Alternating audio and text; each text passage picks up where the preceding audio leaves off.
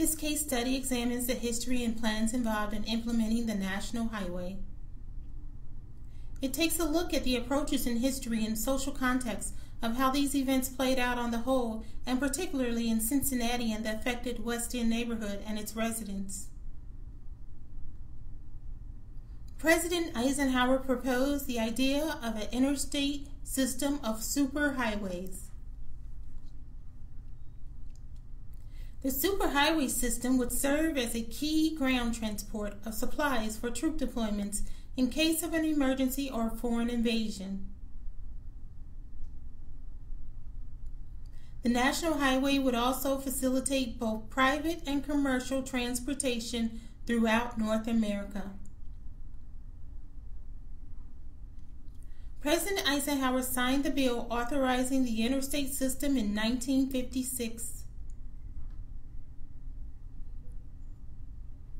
The proposal of the National Highway sparked controversy throughout many American cities.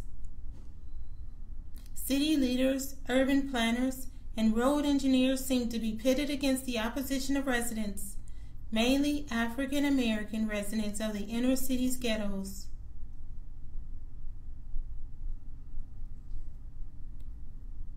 In San Francisco, the Embarcadero Highway was halted after 1 mile of construction when public opposition rose against the plan. Baltimore was also one of the cities in turmoil over the National Highway implementation as well. Cincinnati, however, was not mentioned among the cities that had shown opposition against the National Highway system. Therefore, I want to find qualitative research on how the implementation had impacted the residents of the affected West End neighborhood. The 1890s marked a sharp decline in the West End neighborhood's attractiveness. The middle and upper income population of mostly Jewish and German residents began departing at about the same time Afro-Americans began arriving.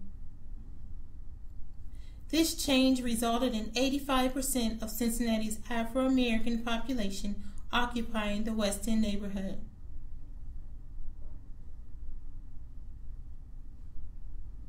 Cincinnati's 1948 Metropolitan Master Plan included extending I-75 for its proximity to downtown, river, rail, and highway.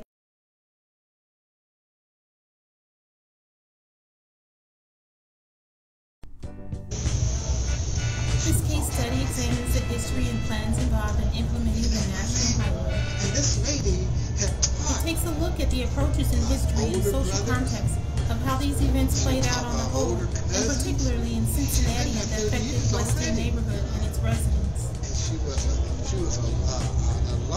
President Eisenhower proposed the idea of an interstate system of superhighways. The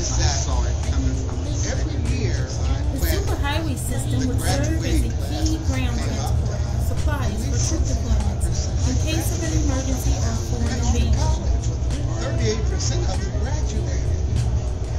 The National Highway would also facilitate both private and commercial transportation throughout North America. President Eisenhower signed the bill authorizing the interstate system in 1956. The proposal of the National Highway sparked controversy throughout many American cities. City leaders, urban planners, and road engineers seemed to be pitted against the opposition of residents, mainly African American residents of the inner city's ghettos. Personally, I thought it was great, in a sense, because in San Francisco, the Embarcadero Highway was halted after 1 mile of construction when public opposition rose against the plan. It's a village that takes raising. Baltimore was also one of the cities in turmoil over the National Highway implementation as well. And when my dad came, Cincinnati, however, was not mentioned among the cities that had shown opposition against the National Highway system. Therefore, I want to find qualitative research on how the implementation impacted the residents of the affected West End neighborhood. very few states with black neighborhood. The 1890s marked a sharp decline in the West End neighborhood's attractiveness. The middle and upper income 1970 Jewish and German phase began in Mill Creek at about the same time Afro-Americans began to arrive Prince Bridge, Fort Washington Way. This change resulted in 85% of Cincinnati's Afro-American population occupying the West End neighborhood. In conclusion, the National Freeway was proposed to serve the 1948 Metropolitan Master Plan, included extending I-75 for its proximity to downtown, as well as facilitate private and commercial transportation throughout North America. Yet it sparked controversy in most cities throughout North America due to the disproportionate negative effects on Afro-American neighborhoods impacted by the plans of freeway construction, clearing blocks of houses, displacing thousands of residents. As one writer put it, quote, "Instead, it would serve as a reminder of racially driven politics," end quote, and the importance of home ownership.